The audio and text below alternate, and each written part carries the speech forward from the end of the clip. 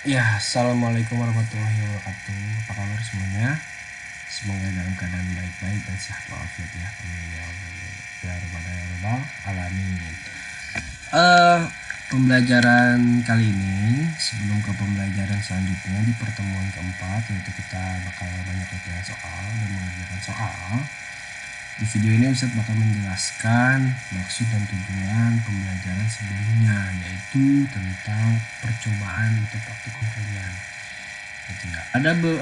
Ustadz di sini bakal menjelaskan beberapa maksud dan tujuan Ustadz melaksanakan praktikum. Ya. Yang pertama itu membuat kegiatan dan yang yang Ustadz rasa kalian itu takutnya bosan gitu, nyatet lagi ngitung lagi gitu. Nah, setidaknya adalah kegiatan gitu ya, meskipun kegiatan praktikumnya itu ya bisa dibilang kayak sepele lah ya, maksudnya maksud sepele itu gampang banget gitu, tapi setidaknya di situ ada kegiatan baru, ada hal baru, dan kalian di situ dilatih untuk mengamati juga kan ya. Terus yang kedua, maksud dan tujuan Ustadz adalah kalian bisa lebih kreatif lagi. Ya, lebih kreatif lagi apa? Mungkin Ustadz di sini dilihat beberapa contoh lah ya biar menarik. Karena Ustadz ini suka sama tugas yang dibuat oleh teman kalian. Ya. Set.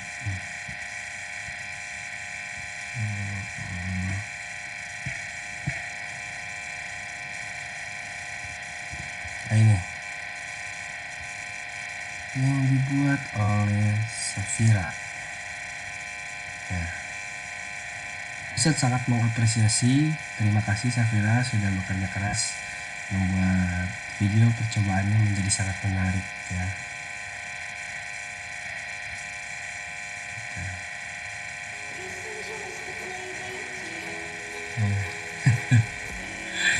Ya kurang lebih kayak gini, jadi efeknya kayak TikTok.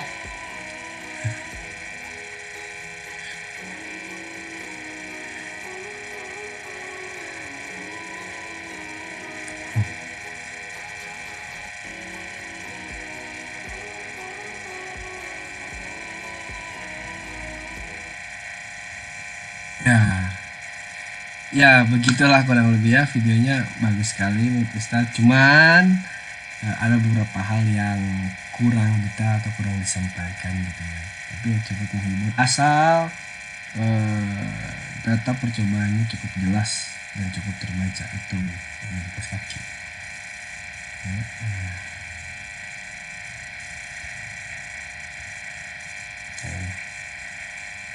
Nah ini ya.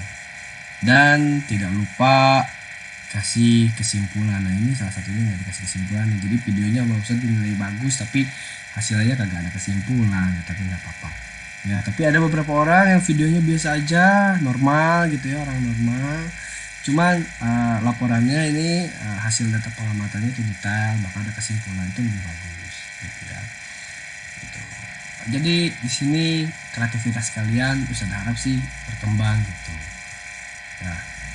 Terus yang ketiga, Ustadz setidaknya ini memberikan pengalaman kalian untuk percobaan, karena biasanya sering banget anak-anak lulusan SMA itu kalau ditanya tuh ntar ke kuliah suka praktikum nggak pernah, itu suka sakit hati ya gurunya kalau dibilang kayak gitu, jadi seakan-akan sekolahnya jelek. Jadi kalian jangan kayak gitu.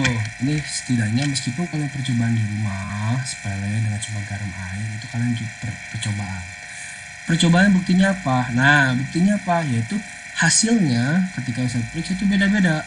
Kalian tuh ada yang menjawab, contohnya air sama air garam aja. Kalian tuh banyak yang menjawab air lebih lambat atau air garam lebih cepat menguapnya daripada air murni. Sebenarnya secara teori itu salah ya. Tapi Ustadz tidak menyalahkan percobaan kalian. Kenapa? Karena dalam suatu percobaan itu harus selalu diulang. Gak mungkin seorang peneliti itu atau ilmuwan itu ketika melakukan percobaan cuma lakukan sekali hasil udah aja, enggak. Percobaan itu berulang-ulang ya. minimal sampai 10 kali percobaan. Tapi kan gak mungkin percobaan kalian diulangi 10 kali karena pasti menguras waktu dan kalian tuh belajar nggak kimia doang gitu. Nah, contohnya apa? Contohnya Thomas Alva Edison.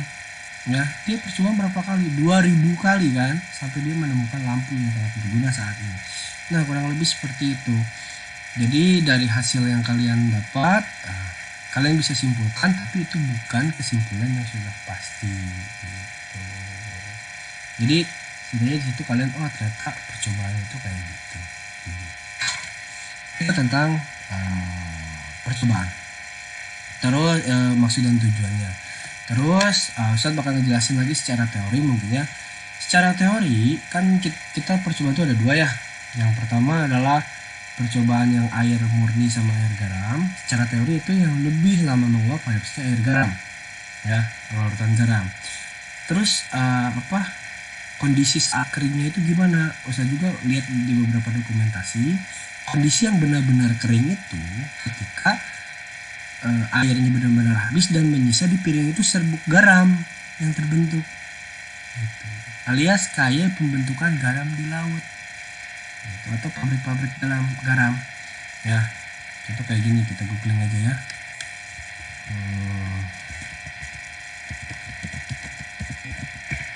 Pembuatan garam. Nah, kayak gini. Jadi pembuatan garam itu ketika air lautnya pasang, air laut itu udah pasang surut ya, air laut pasang, air lautnya dimasukin ke daratan. Setelah mau surut lagi, air lautnya diblok sama tanah sehingga air lautnya diem di permukaan kan. Nah, ketika itu diuapkan, gitu, diuapkan sama petani kayak gini contohnya ya. Kurang lebih kayak gitu contohnya. Nah, harusnya ketika kalian air garam itu menguap semua, harusnya terbentuklah garam. Gitu. Jadi garam itu dibuat itu airnya itu bukan dididihkan, kebayang atau kalau dididihkannya kompornya segede apa. Jadi garam itu hasil dari penguapan air laut yang diperangkap di daratan. Itu. Makanya percobaannya meskipun sepele, sebenarnya ini percobaan ini sering dilakukan gitu, di kehidupan sehari-hari, mungkin kalian nggak sadar aja. Terus percobaan yang kedua, yaitu percobaan kedua tentang apa sih, pakaian ya, menjemur pakaian. Hasilnya pun menarik, banyak di kalian yang menyimpulkan bahwa yang pakai air biasa itu lebih lama, yang pakai pelembut itu lebih cepat. Sebenarnya secara teori sekali lagi itu yang menggunakan pelembut itu harusnya lebih lama daripada menggunakan air biasa. Contohnya ini, coba lihat ya. Ini yang pelembut itu yang atas ya. Pelembut itu 5 jam 50 menit, sedangkan hanya air 5 jam 55 menit. Nah, berarti ini lebih lama yang hanya air kan, ya kan? Sebenarnya secara teori harusnya pelembut. Kenapa? Karena tekanan uapnya berkurang. Nanti Abang bisa jelaskan.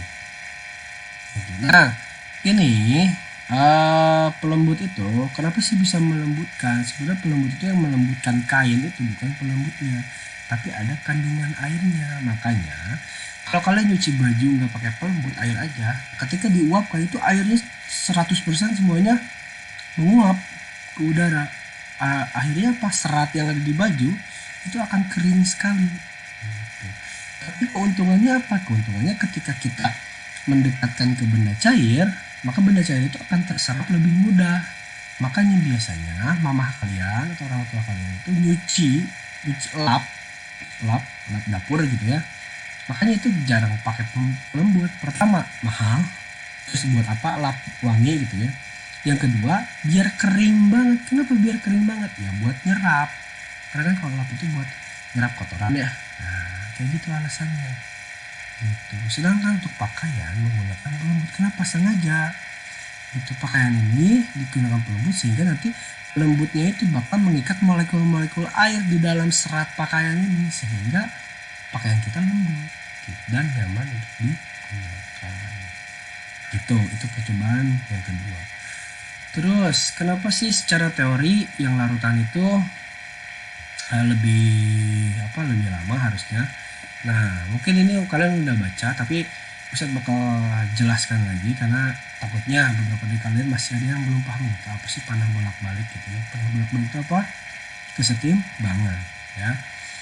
Jadi gini, tekanan uap itu hanya terjadi pada zat cair. Kenapa?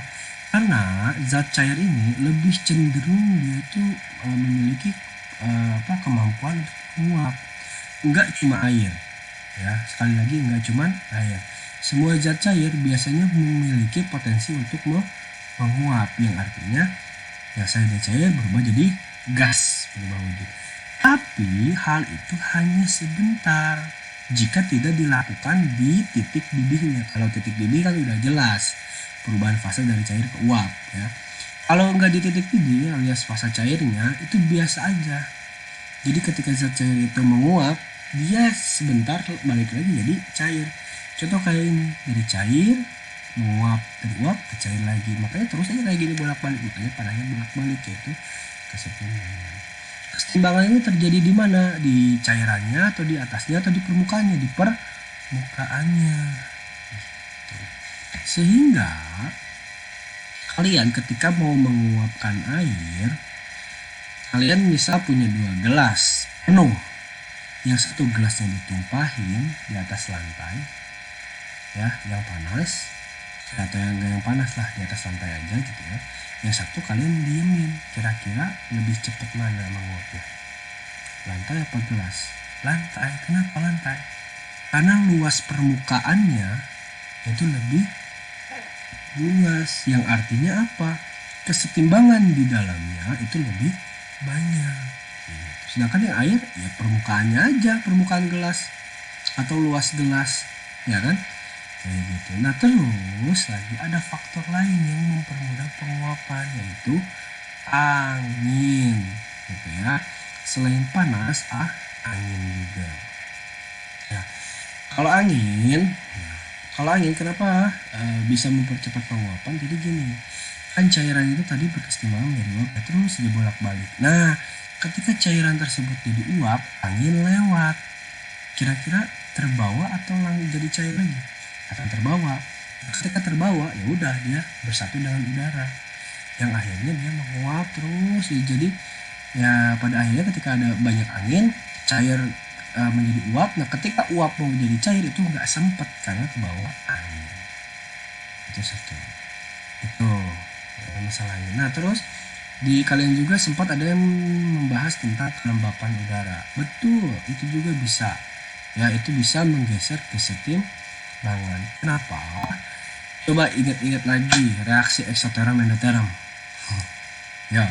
Kalau misalkan kainnya basah, artinya dia dingin ya kan. Udara berarti suhunya lebih tinggi daripada di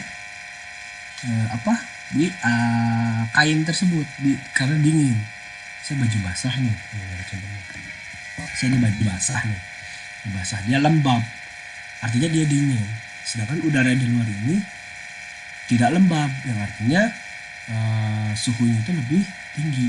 Nah kenapa airnya bisa menguap? Karena ada transfer suhu dari udara sekitar ke dalam baju yang basah tersebut ya. Karena ingat, ketika air atau wujud cair ke fase cair ke fase gas itu membutuhkan atau melepaskan elektron, membutuhkan atau melepaskan energi. Dia membutuhkan atau menyerap energi dari mana? Dari sekitar atau dari udara yang kurang kelembapannya. Ketika diserap, maka airnya berubah wujud dari misalnya wujud cair menjadi wujud gas. Itu kelembapannya ya. Jadi ini kalau kelembapan udara ini terkaitnya dengan termokimia. Kalian juga udah belajar waktu itu ya, begitu. Nah itu untuk yang murni. Sedangkan untuk yang larutan gimana? Kenapa dia bisa lebih lama? Nah karena gini, kan itu tadi kita sepakat ya, di permukaannya terjadi kesetimbangan. Nah, tapi ketika dalam larutan, molekul-molekulnya ini yang mau berkesetimbangan tadi yang atas, nih, ini terhalang sama siapa? Sama si ini, sama si siapa? Zat larutnya. Kalau misalkan di air garam berarti garamnya ngalangin nih. Jadi asalnya air mau ke atas, kata garamnya, nggak boleh, santai-santai. Nah, gitu. Itu kurang lebih. Ya, syukron, alhamdulillah. Oh iya, satu lagi catatan kalian. Catatan ini Ustadz bakal lihatnya nggak bakal tiap pertemuan, tapi per subbab atau per bab ya. Jadi kalian nyatet dulu aja per subbab, per bab, baru aja dikirimkan. Jadi untuk catatan Ustadz bakal rubah tenggang waktunya karena takutnya ketika belajar highway nyatet terus gitu ya.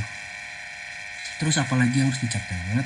Saya tekankan, catat itu ya materi intinya. Materi inti itu ada di mana? Ada di sini. Nah, contoh seperti ini, penurunan tekanan lautnya, gambarnya juga jika perlu, tapi nggak usah persis kayak gini, ya, gitu. Terus kalau misalkan ada berita-berita yang nggak perlu kayak gini mah nggak usah jemur pakaian, ya, gitu. Terus rumus-rumusnya. Nah, terus untuk catatan yang lain ada di PowerPoint.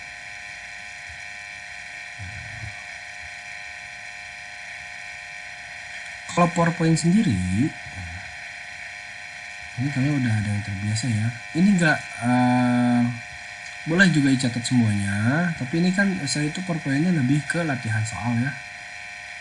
Dan pertemuan kali ini kalian bakal belajar mulai dari sini, penurunan tekanan uap. Nah, yang ini sama kayak yang ada di slide yang ini ya.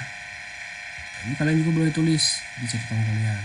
Sama ini contoh soal, ini penjelasannya berupa video. Kalian tinggal klik aja. Dan dari pertemuan kali ini tugasnya adalah 3 soal. Gitu. Semoga untuk catatan, dan jangan lupa karena masih banyak beberapa dari kalian tuh suka nggak dicatat nih ininya yang ada di site ustadznya gitu, karena ini materi intinya gitu ya, begitu. Kalau ada pertanyaan silahkan di kolom komentar di bawah ya, guys. Jangan lupa subscribe. Oke, syukron. Assalamualaikum warahmatullahi wabarakatuh.